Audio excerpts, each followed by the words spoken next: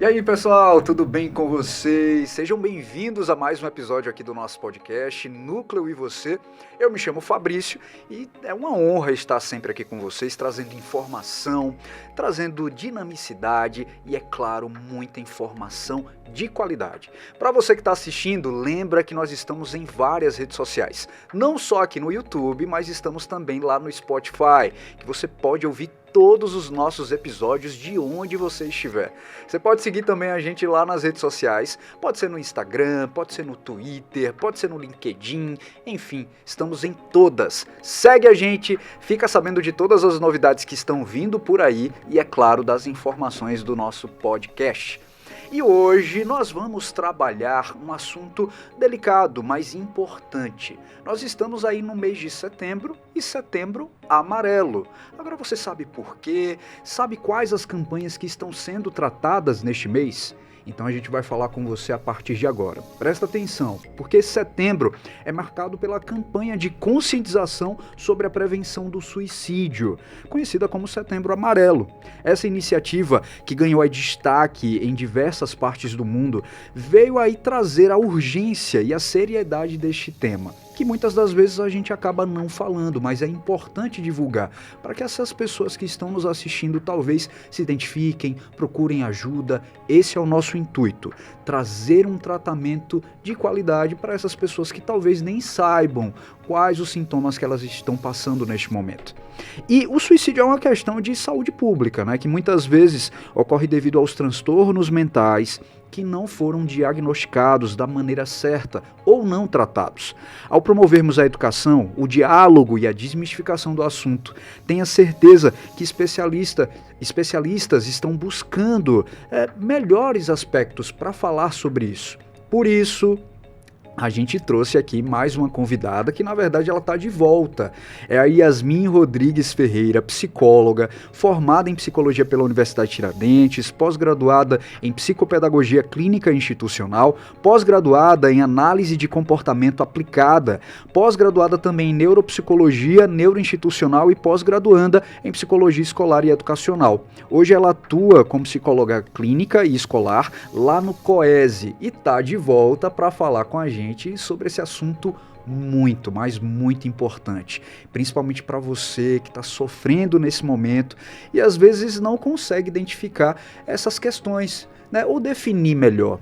Talvez a Yasmin nos ajude nesse episódio de hoje. Yasmin, muito bem-vinda, muito obrigado por ter aceitado o nosso convite novamente, a gente está muito feliz e a gente sabe que esse mês é um mês tenso, mas ao mesmo tempo importante, né, para a divulgação de alguns temas, que na verdade deveria ser o ano inteiro, né?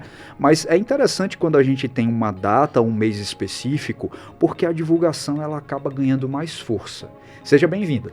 Muito obrigada novamente pelo convite, tá aparecendo aqui de novo, é muito gostoso, partilhar o conhecimento é muito gostoso. E é um mês que realmente, né, eu acredito que grande parte dos profissionais de psicologia, de psiquiatria, dessa parte de saúde mental, sente muito a tensão no ar, mas é com essa tensão que a gente quer realmente, o intuito maior é de ajudar. Então a gente vai conversar um pouquinho sim. Vamos.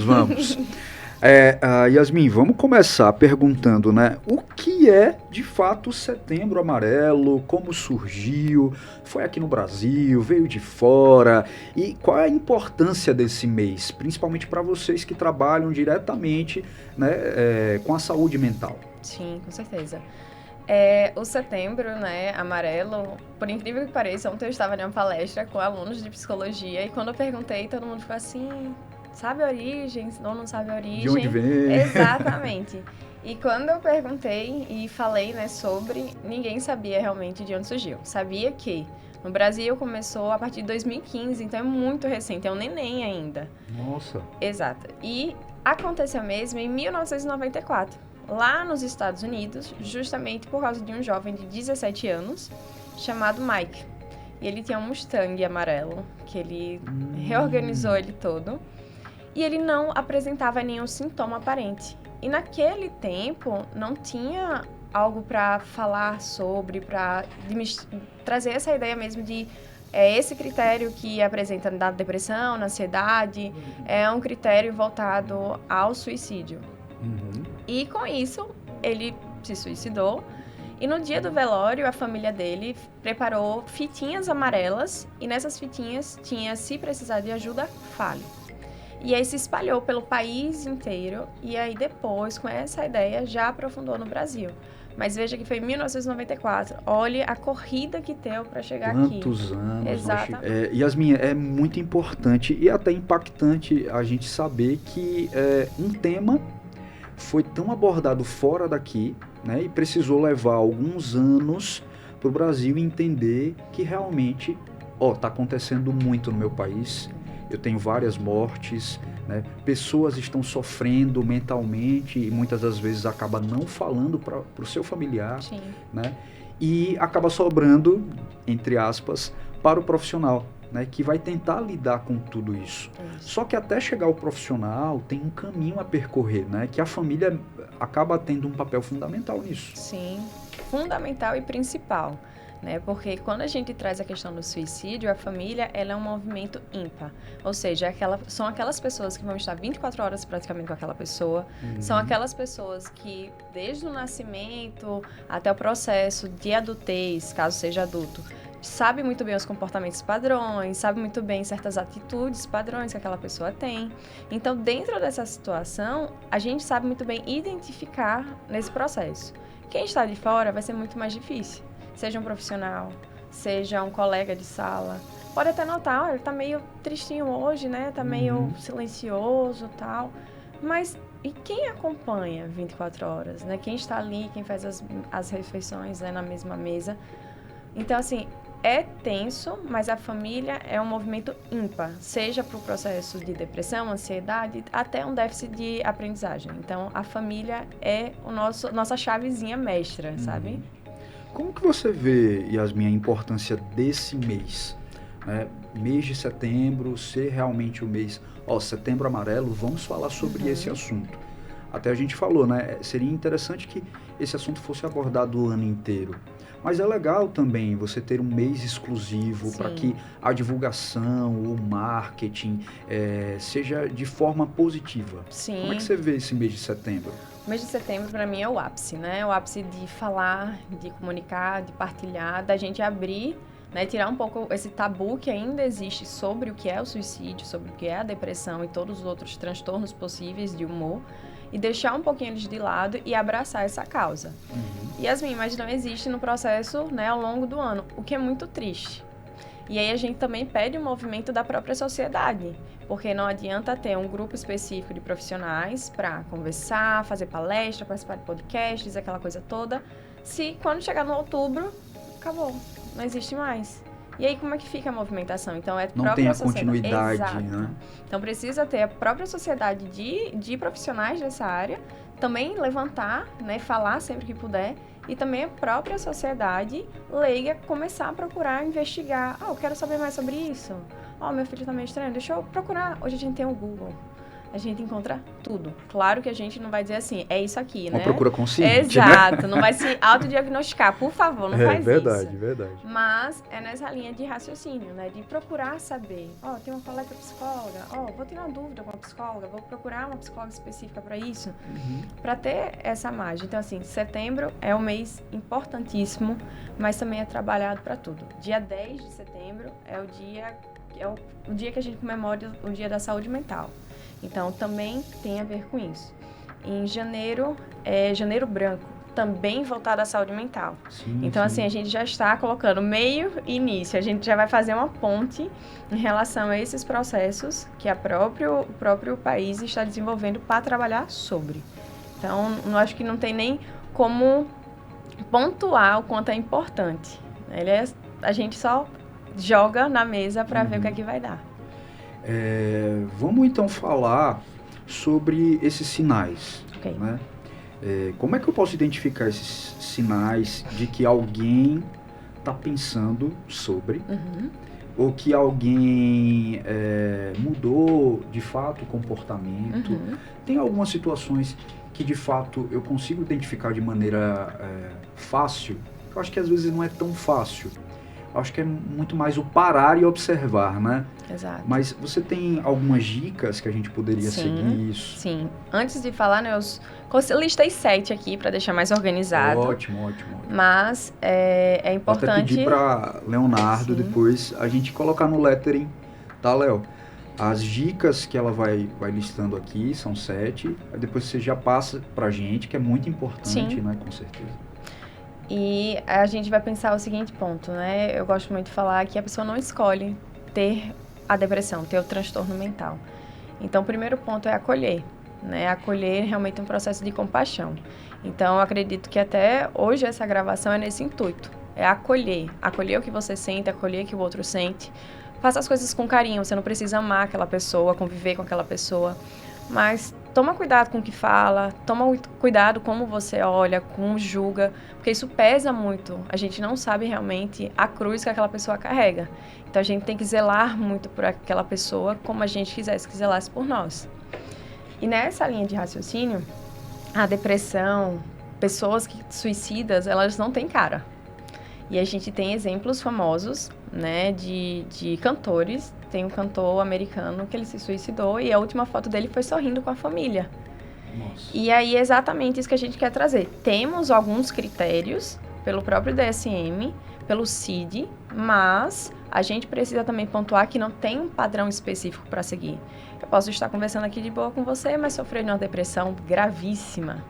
Então, assim, Na verdade, acontece muito assim, né? Exato. Quando a pessoa tem isso, a gente acaba vestindo um personagem quando a gente sai e depois em casa esse personagem acaba saindo por terra e a gente fica, poxa, por que eu tô assim, se martirizando por dentro? Exato. E é interessante como o papel de vocês como profissionais ainda também é um tabu. Eu sempre lembro de algumas frases. Ah, você precisa ir no psicólogo. Ah, não, você precisa ir no psiquiatra. Ah, mas eu sou doido? Sempre tem aquelas respostas. Essa é clichê, ó. Já me dá um negócio assim no coração. Como assim? Tá me chamando de doido? Não. Porque se eu pudesse, eu acho que eu viveria lá, né? No consultório do psicólogo. Exato. Porque a gente sabe que o quanto é importante e às vezes a rotina nos adoece, a gente não percebe. Isso, né? Isso mesmo. E continua, as suas dicas. Eu vou falando aqui porque eu acabo me lembrando algumas coisas que eu acabo vivendo também, né? Que a gente vive e se identifica. Com certeza. E aí, dentro dos sinais, né, o primeiro que eu coloquei aqui, que é muito importante, são os pensamentos, né? São pensamentos remoídos de forma obsessiva. Yasmin, como assim? São aqueles pensamentos que normalmente aquelas pessoas não vão partilhar com você, mas normalmente vai soltar, essa vida tá tão cansada, já tô assim, não tem mais nada, né? Vou fazer o que da minha vida? São coisas que a pessoa solta, que se a gente não tiver esse estralo, a gente diz assim, realmente tá difícil mesmo, né? Acaba não levando a sério.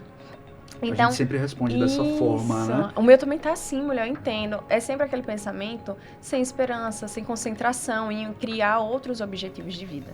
Então, esse é o primeiro indício que a gente tem que observar, né? Como a pessoa está enxergando a vida, sem perspectiva, remoendo, por mais que tenha um trabalho, por mais que tenha rotina, mas vive ali naquele looping eterno, só naquilo. Tédio, negatividade. Exatamente. O segundo é sobre o humor, as alterações de humor extremas, de agora está bem, mas mais tarde vai estar mais fechada, se isola. Não é nem muito momento de raiva, mas se isolar. Não quero conversar com ninguém, me deixa aqui no meu canto. Começar a observar também essa frequência. É normal a gente ter oscilação de humor, porque somos seres humanos, temos sentimentos, temos emoções.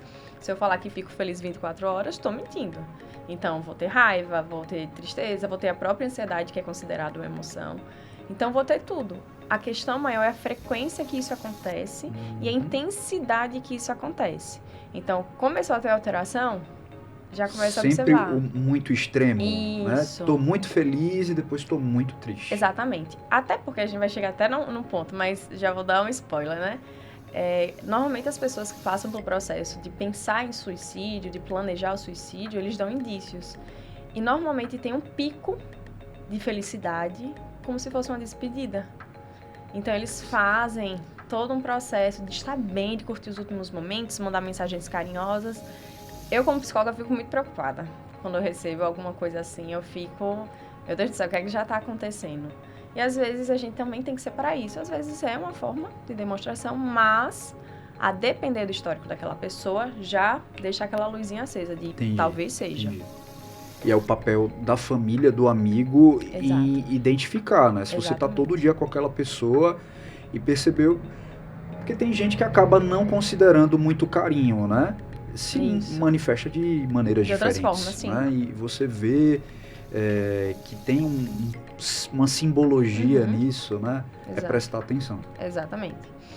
Tem a questão também dos avisos, né? O terceiro ponto. Né? Frases como a vida não vale a pena, eu estou tão sozinho, eu queria decretar minha morte, coisas assim do tipo, né? Coisas extremas. E são frases, né? Falas ligadas ao pensamento, que é o primeiro ponto, né? Que eles começam a verbalizar, porque uma coisa é eu pensar e ficar ali guardadinho pra mim, ninguém vai entrar aqui pra saber o que é que eu tô pensando. Outra coisa é quando eu verbalizo. Então, verbalizou, se sente o fardo, já começa a ter aquele olhar atento também, procurar ajuda. Às vezes a ajuda é só estar perto, dizer, ó, tô aqui, viu? Conversar. Exatamente, tirar aquela pessoa daquele foco, né? Não escutar uma frase dessa e dizer, tá tudo bem, acontece.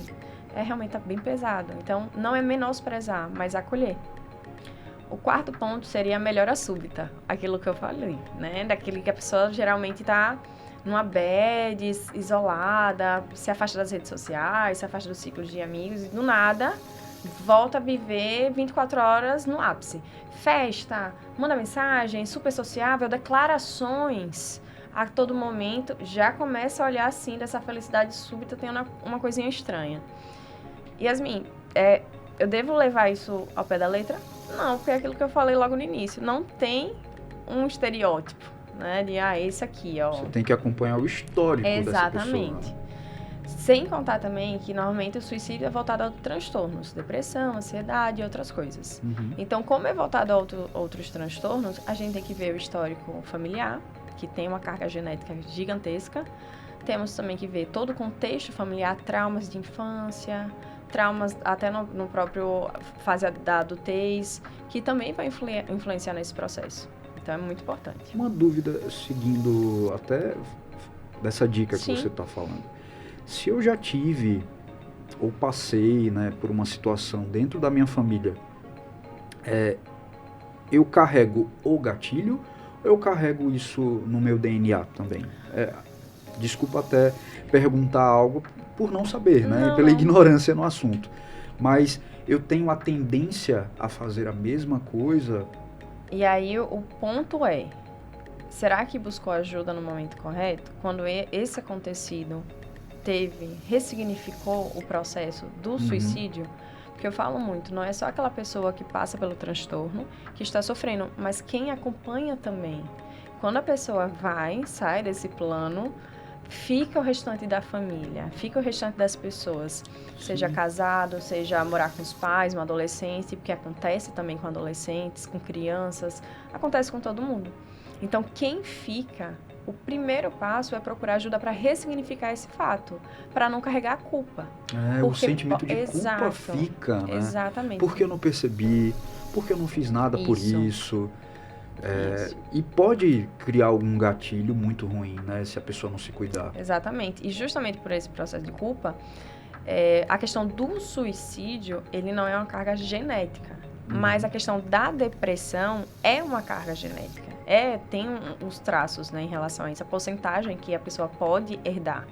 Então, vai ter esse misto. Se a pessoa realmente teve um processo de suicídio sem ter o transtorno da depressão diagnosticada, a gente já deixa, assim, aberto ao tempo o que é que pode acontecer. Mas se tem a chance, a probabilidade disso acontecer, sim, pode acontecer. Mas, como eu falei, tentar ressignificar. Aconteceu isso, não é para deixar voar no tempo. Vamos trabalhar o luto na terapia, vamos ressignificar esse processo, entender que a culpa não é de ninguém, aconteceu.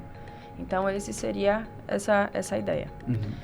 O quinto seria o desapego. Né, começar a doar seus pertences. Eu gosto muito desse copo. Eu queria entregar pra você, que eu gosto muito de você. Eu gosto muito dessa camisa, eu queria muito entregar pra você. desapego dessas coisas, né? Fechar as portas devagarzinho também é um sinal. Parece bobagem, né? Mas quando a gente junta tudo... Parece. Que são coisas que talvez você até passou por alguma coisa e você... Meu Deus do céu, isso já aconteceu e eu não, sabe, não me liguei. O outro ponto é começar a ser irresponsável. Começar a tomar atitudes irresponsáveis sem medir consequência. Então, dirigir de qualquer forma, beber de qualquer forma, se aventurar sem cuidados. Por quê? Porque a vida já não está valendo mais nada. Então, se eu for aqui... É um pouco do medo que acaba se esvaindo. Eu não tenho mais medo Exato, de morrer, né? Eu já perdi tudo nessa vida. Então, por que eu não vou me arriscar numa direção perigosa? Entendeu? Então, seria nessa linha. O 7º seria a mudança na rotina, né? Às vezes a gente tem um local especial para frequentar, né? Que nem eu falei para você, hoje eu fui pro cross. É um local massa que eu gosto. Aí, do nada, eu começo a mudar minha rotina. Não vou mais no meu cross, não vou mais numa aula de dança que eu gosto, começo a me ausentar nos finais de semana, vivo aquilo ali. Então, quando abandona essas atividades, né, que geram prazer, já é um sinal também, grande sinal de alerta, que a pessoa está se isolando da comunidade que ela gosta. Esses são os sinais. Yasmin, você falando e eu já pensando em algumas situações, porque realmente acho que tudo que você falou, em algum momento a gente viveu. Nem sempre, é claro, como você mesma falou, a gente vai ficar pensando, será que é isso? Será que é aquilo? Que talvez o contexto não esteja ligado. Exato. Mas a gente tem que ligar sim a nossa anteninha, talvez esteja acontecendo alguma coisa, e a pessoa quer se comunicar, mas de uma forma diferente. Sim. Porque uma coisa é eu falar, chegar para você, realmente eu vou fazer isso. Exato. Né? Exato. Não, tô aqui com uma coisa que eu gosto bastante, eu queria dar para você. Né? Por quê? Se você gosta tanto, tem algum motivo especial? Então a gente pode perguntar, né? Tá acontecendo alguma coisa? Por que você quer se desligar de algo que você gosta tanto? Né? Tem algo que eu possa fazer, posso ajudar? E é muito importante, a gente logo pensa, com a nossa vida corrida, que a pessoa ela precisa se responsabilizar pela própria vida. Perfeito. Mas às vezes a família ela pode também ajudar nesse crescimento, nessa espiritualização. Sim. Né? E vocês, como profissionais, eu acho que vocês precisam também dessa ajuda familiar, né? Exato. Quando você faz algum tipo de tratamento com essas pessoas, você acaba envolvendo a família também? Com certeza. No meu consultório eu trabalho desde o primeiro contato, seja criança, adolescente, quem for. No meu contrato ele tem contatos de emergência, justamente para qualquer situação do tipo. Qualquer mensagenzinha, porque eu sou uma pessoa de confiança, então a pessoa vai sentir a vontade de falar o que está passando.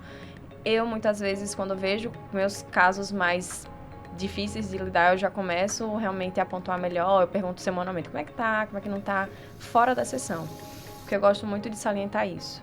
A pessoa que tem acompanhamento psicológico não é só na sessão que deve ser trabalhado aquilo, mas é o pós também. Então, não é para esperar o sofrimento para falar naquele dia específico durante 60 minutos. Tá difícil mesmo, tem que pedir ajuda. Isso já vai um recado para meus pacientes, tá? Tá difícil é para mandar mensagem para mim, não é para ficar caladinho sofrendo, não. Esperando a consulta chegar, né? Exatamente. Eu falo isso toda a sessão para todos os pacientes. Então, quando eu vejo já esses sinais, eu aviso, né? Eu comunico, olha, fulano, eu vou precisar comunicar para ciclano que eu preciso ter algumas outras orientações, porque sozinha você não vai conseguir. Então, eu preciso que seja uma rede de apoio. Não se preocupe que eu não vou abrir realmente o que está se passando, mas eu preciso de ajuda.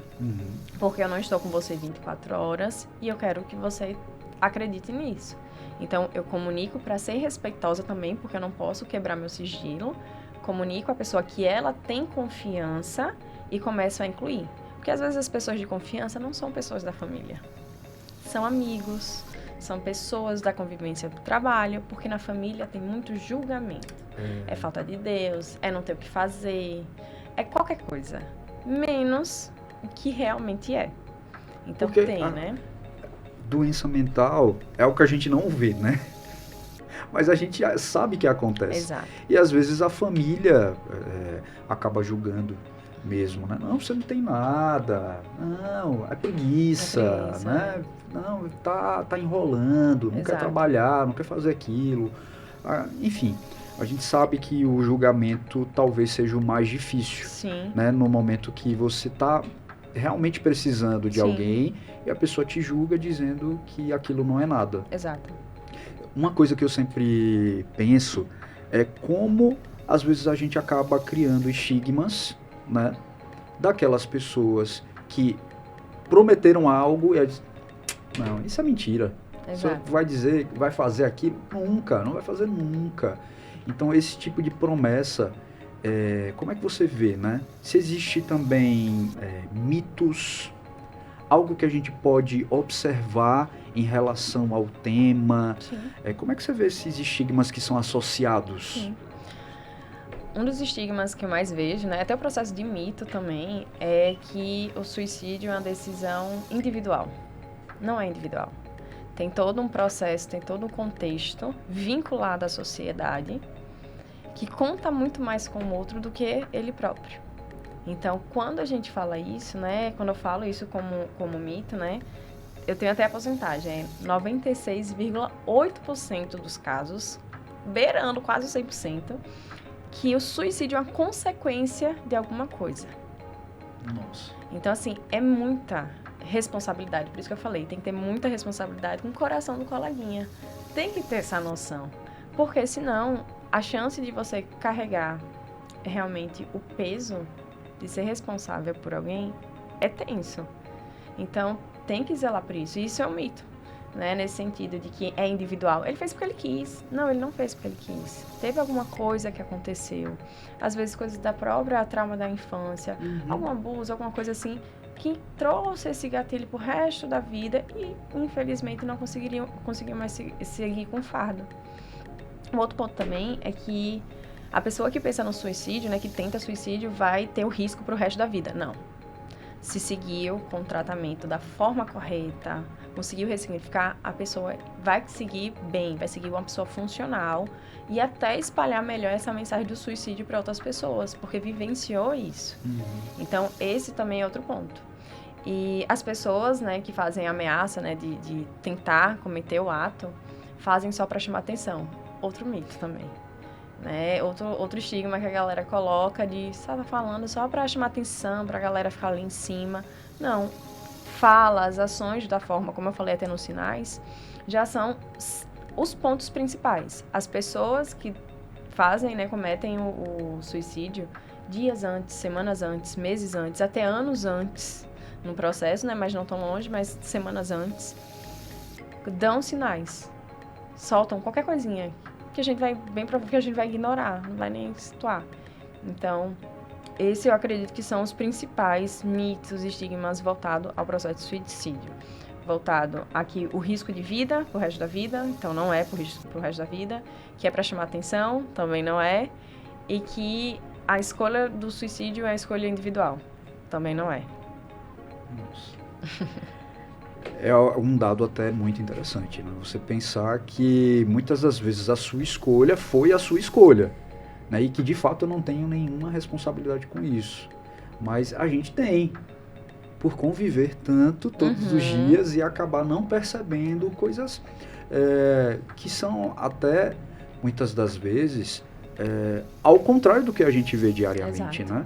Porque uma pessoa que tem um transtorno, poderia chamar de bipolar, alguém que está com um sentimento agora, daqui a pouco tem outro sentimento, sim, bipolar. Né? Então, é muito complicado. Sim. Eu acho que é até impactante, principalmente para a gente familiar, ou a pessoa que já passou por isso, e vem o arrependimento, né? Poxa, eu poderia ter feito mais. E aí eu coloco um adendo, né? Quando eu falo sobre a escolha individual, não é para levar como um fardo. É só para situar das palavras, às vezes, que a gente joga naquela pessoa, as ações que a gente joga naquelas pessoas. Está voltado para esse público, né? Não imagine que eu estou aqui apontando que você tem a obrigação ou o direito de tomar conta da vida de fulano. Mas é apenas no sentido do zelo mesmo, logo quando eu iniciei aqui, do cuidado. às vezes, empatia, exatamente. Né? Não só empatia, mas compaixão também, porque a gente fala muito da empatia, né? Botou ela lá no pódio, mas virou só uma palavra bonita. E ter compaixão mesmo, de dizer assim, ó, eu posso não gostar de Fabrício, mas não quero desejar nada mal. Vi que ele tá cabisbaixo, eu pergunto, você tá bem? Mesmo que eu não quero saber. Você tá bem? Pronto. Poxa, qualquer coisa é só contar comigo. Procure ajuda. Isso é o suficiente. O ser ouvinte também é importante, né? Do que só falar. Exato. E nunca escutar o outro. Perfeito, exatamente. Yasmin, vamos falar de um assunto que, inclusive, da outra vez a gente chegou a comentar. Sim. Né? Pandemia, Covid-19, que elevou mais ainda essas taxas, né? De pessoas que sofreram... vamos colocar não só nesse ponto do suicídio, mas doenças mentais, ansiedade, né? Esse desenvolvimento, ele acabou pulando a estatística, demais. Tenho certeza. Né? E como é que acontece agora essas abordagens? Vocês estão fazendo de maneira diferente, devido às relações com a Covid, ou o processo continua da mesma forma?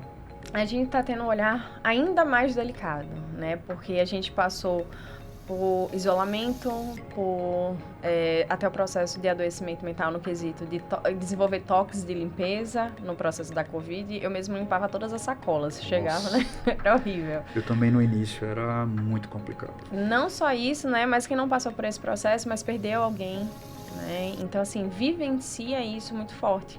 Então, a gente tá... Eu sempre falo que nosso processo de vida pós-pandemia é outro nível. Né? Todo mundo observou que todo mundo tem ansiedade, todo mundo pode desenvolver depressão, então teve um olhar mais atento. Eu sinto que pós-pandemia a quantidade de tabus e julgamentos deu uma diminuída, porque todo mundo percebeu o quão tenso a pessoa pode se colocar em um momento tão criterioso no universo, né? E aí a gente já alinha em relação a isso, porque nesse processo de pandemia, a gente não fala só do adoecimento do vírus, mas de questões econômicas, que a gente também tem que falar disso, que são por causa do financeiro também, que muitas pessoas tentam por não arcar com suas coisas. E nesse olhar, né, olhar profissional, a gente aborda esse processo como um novo acolhimento ainda mais profundo, né, de saber que com o Covid, todo mundo, até pessoas da família também estão doentes. E a gente precisa abordar exatamente nesse quesito e abraçar essas pessoas. Mais ainda, a gente falar sobre algo que passou, mas que a gente está ainda vivendo, né? Porque as consequências, elas acabaram ficando fortemente. Sim. E olhe que a gente ainda está sofrendo algumas consequências do vírus, né? Tem gente ainda se contaminando. É claro que toda essa estratégia do vírus, ela foi modificada. Hoje as coisas estão muito mais abertas. Toma cuidado, usa álcool, lava bem as mãos. A gente adotou, sim. Né? A gente começou a adotar essas formas de não contaminação. Sim. Só que ainda falta um pouco essa outra parte, né? Como é que eu posso cuidar mais da minha saúde mental devido ao que eu vivi, a pandemia, de estar trancado. Né? Teve gente que não teve. Eu não tive, só fiquei trancado, ou continuei a trabalhar, acabou que não perdi emprego, nenhuma pessoa próxima minha acabou sofrendo com isso, mas eu tive sim esse impacto de não ver os amigos, né, de não ter esse convívio social diariamente ou semanalmente, enfim. Então os impactos, eles continuam. Sim, são cicatrizes ainda abertas, né? E como é que eu posso agora tratar essas cicatrizes? Eu acredito que o primeiro fato é falar sobre, né? E a gente precisa usar... não é porque eu estou aqui, mas eu acho o podcast muito importante, sabe? Porque é dessa forma, por mais que...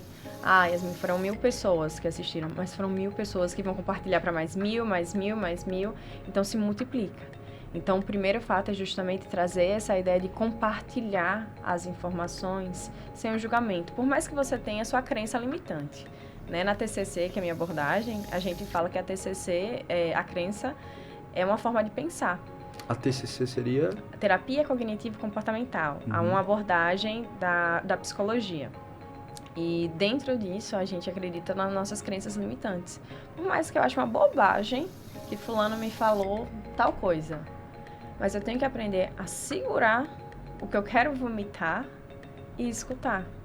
Eu posso depois até falar sozinha e dizer, que bobagem, não tem nada a ver essa situação. Mas respeitar o momento do outro. Então, o primeiro ponto seria exatamente compartilhar as informações sem medo. O segundo, acolher. Porque nesse sentido, a gente vai estar fazendo um barco de várias vias para rodar.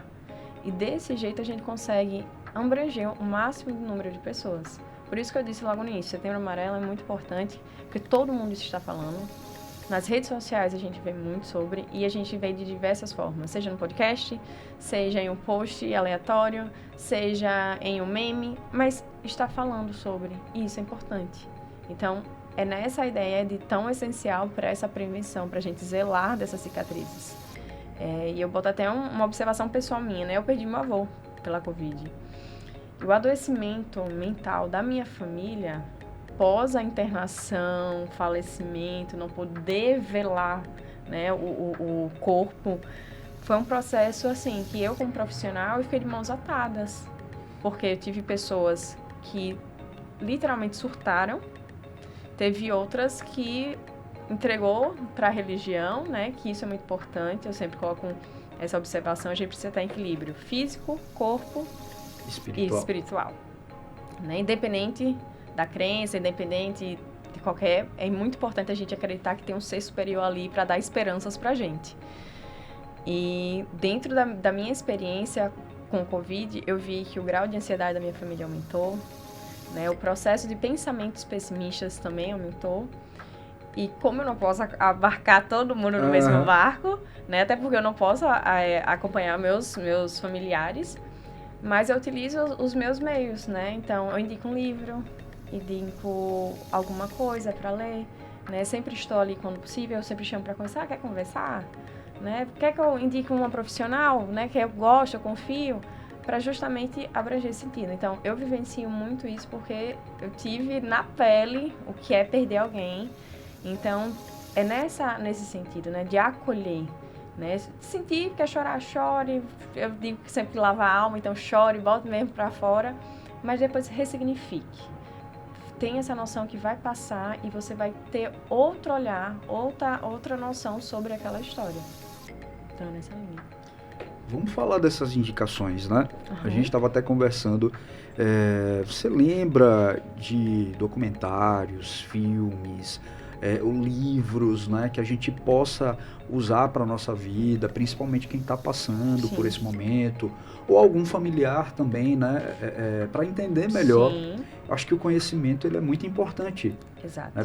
Quando a gente quer falar sobre algo, a gente quer saber sobre algo, então vamos buscar essa informação. Perfeito. Esse podcast agora está servindo para isso, né? Para a gente divulgar, saber que existem pessoas que podem nos ajudar. Perfeito. E uma das indicações de documentário que fala exatamente sobre o suicídio é Laços e Nós, tecendo histórias do luto por suicídio. É um documentário de 46 minutinhos e uns segundinhos, e ele fala exatamente sobre vivências. Então, são pessoas relatando de diversos olhares, né? De pessoas que passaram pelo processo, a familiares que acompanharam o processo, de como eles se sentiram. Então, é um documentário muito rico, eu gosto muito dele. Eu sempre indico também, porque eu acredito que quanto mais conhecimento, mais poder você vai ter sobre aquilo. Com certeza. Então, quanto mais eu sei meu problema, meus sintomas, minhas características, eu consigo identificar e controlar antes que eles apareçam em uma forma de crise. E tem um livro que é A Morte é um Dia que Vale a Pena. É muito bom. Ele também tem um olhar, esse em especial é voltado para o pessoal que passou pelo processo de Covid. Por quê? Porque ele tem um olhar de uma médica frente aos acamados. E ela traz muita reflexão do que seria a morte, do que seria essa passagem, mas também traz esse olhar da valorização da vida. Legal. Então, eu acredito que é um livro bem legal também. São 2 indicações joias. Para você que está assistindo, Leonardo vai colocar aí, para você procurar, assistir ou fazer aquela leitura legal e depois colocar nos comentários o que você achou. Yasmin, eu queria agora saber, a gente falou tanto da divulgação, né? Então qual é o papel nosso aqui como mídia, redes sociais, televisão, enfim, todos os veículos de comunicação? Muitas das vezes a gente vê, não vamos falar no assunto para que não surjam gatilhos em alguém que talvez esteja pensando. De fato é isso mesmo? Ou a mídia ela pode seguir de uma maneira diferente, muito mais informativa, Sim. que é isso que a gente está fazendo? Sim.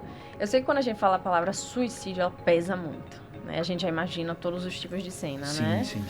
Só que quando a gente fala das mídias, né, todas as formas que ela chega, é para remover barreiras. Então, por que não falar sobre? Mas falar com zelo, né? O podcast está vindo, mas vindo responsável, trazendo uma profissional da área, trazendo cuidado com o zelo das perguntas, o zelo de indicações para acolher e deixando até uma observação em relação a isso, né? Um adendo. Quem estiver assistindo e não se sentir confortável sobre, né? Eu acho que até é importante isso. É um conteúdo realmente muito sensível, né? Pode me procurar, né, nas redes sociais para conversar sobre. Porque não atendo só os pacientes que tenho ali, porque seria, eu acho que um trabalho muito egoísta, né? Trabalhar com quem está me pagando. Mas eu tenho também um laço, o respeito com a humanidade em geral. Não vai me gastar o tempo, ter um acolhimento, dizer, assisti o podcast, eu fiquei pensando nisso, eu queria ter essa noção, porque senão eu estaria novamente falando de forma singular e eu e Yasmin, como profissional, não é isso que eu quero. Eu gosto do plural, ajudar em todos. Então, seria justamente remover essa barreira ao acesso de cuidados mental, né, no quesito de botar dicas de como procurar, de ter meios na internet, né, de sites, grupos de apoio para procurar essa ajuda. Então, seria mais no sentido de conversar, fornecer informações adequadas e acolher essas pessoas, não só jogar bomba e sair correndo. Que é o que acontece bastante, Exatamente. né?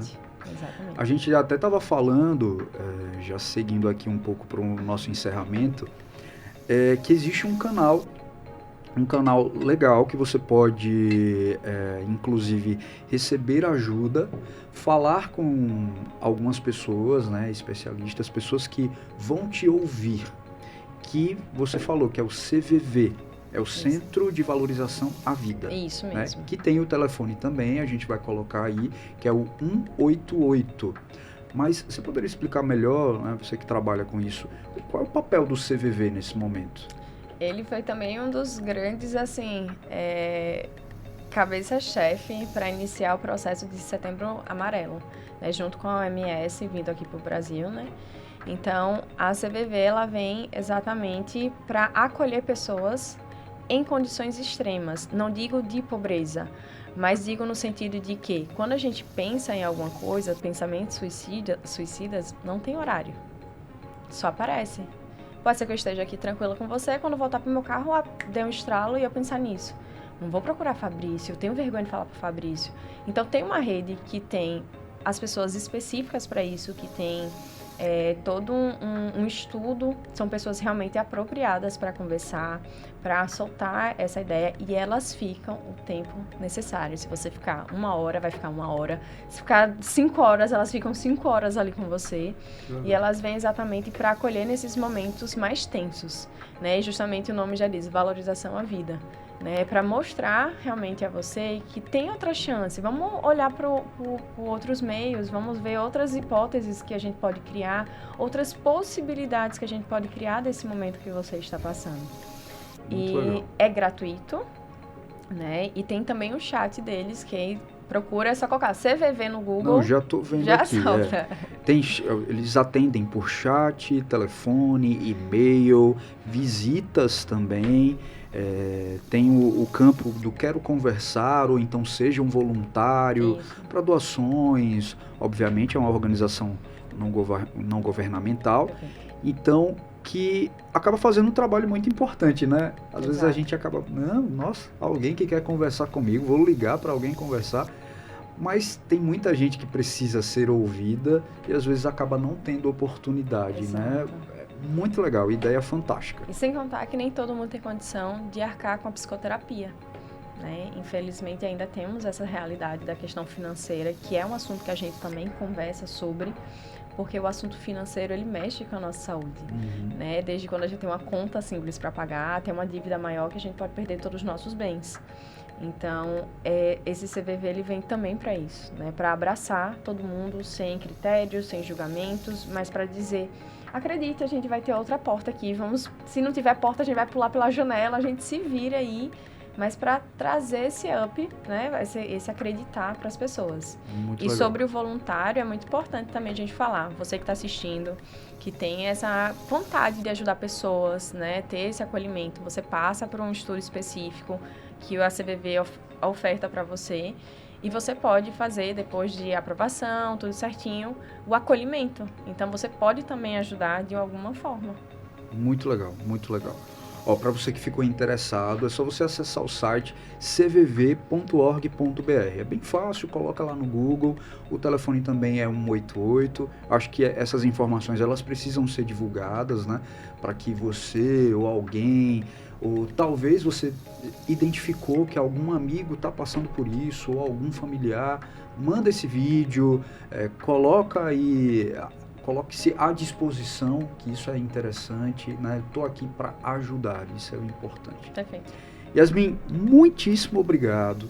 A gente fica muito feliz, assim, mais uma vez você ter aceitado o nosso convite, falar de um assunto, como você disse, pesado, mas ao mesmo tempo interessante divulgar, né? Para que outras pessoas elas tenham acesso à informação.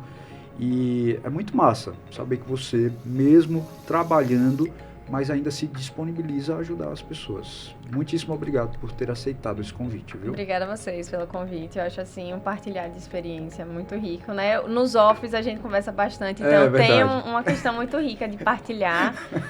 Dos treinos, dos crossfits. Então, eu acredito que é o que eu posso fazer dentro da minha missão, que eu acredito que escolhi para minha vida, que é ser psicóloga, né? Muito legal. Fala pra gente as suas redes sociais, como é que a gente pode entrar em contato com você também. Ok. Pra me encontrar é bem fácil, é só colocar lá no Insta, né, o @psi.yasminferreira. Aí vai estar bonita aqui pra acolher todo mundo.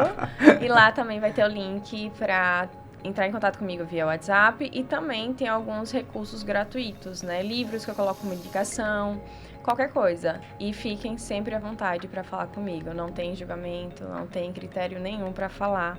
Eu estou exatamente aqui com essa missão de ajudar a saúde mental de vocês. Muito legal. Gente, é isso. Segue lá a Yasmin, com certeza mais informações. Se tem dúvidas, com certeza ela vai te responder. E a gente vai acabando por aqui, ó. Você já sabe, estamos em todas as redes sociais, segue também a Núcleo Saúde, estamos lá no Instagram, YouTube, Spotify, LinkedIn, enfim, todas as redes que você já imaginou, a Núcleo tá por lá, viu? Aproveita bastante que todas as semanas a gente está trazendo aí um episódio diferente, trazendo assuntos importantes que estão em pauta, sendo discutidos, porque a gente sabe que informação é algo muito importante, principalmente quando ela é dada com muita qualidade. É esse o nosso papel aqui. Muitíssimo obrigado e até próxima semana com mais um novo episódio aqui no nosso canal Núcleo e Você. Até mais!